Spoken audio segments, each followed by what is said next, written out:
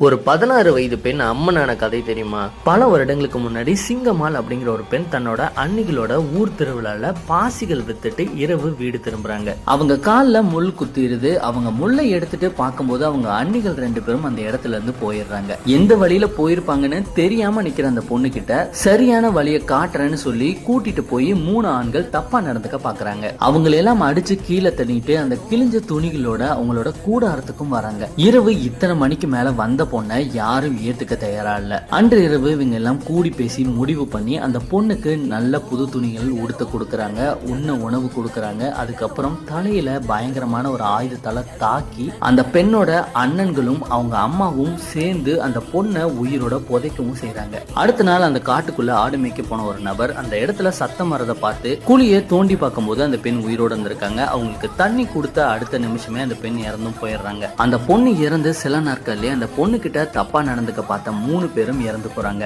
அதை தொடர்ந்து அந்த பொண்ணோட குடும்பத்தாரும் இறந்து போறாங்க. அந்த காட்டு வழியில செல்ற எல்லா பொண்ணுகளுமே பேய் பிடிச்ச மாதிரி குறி சொல்ல ஆரம்பிக்கிறாங்க. அதன் பிறகுதான் இறந்து போன பொண்ணு தெய்வமா மாறிட்டான்னு தெரிஞ்சுக்கிட்டு அந்த பொண்ணுக்கு கோயிலும் எழுப்புறாங்க. இதுதான் மதுரை மேலூர்ல இருக்கிற சிங்கம்மாள் கோவில்.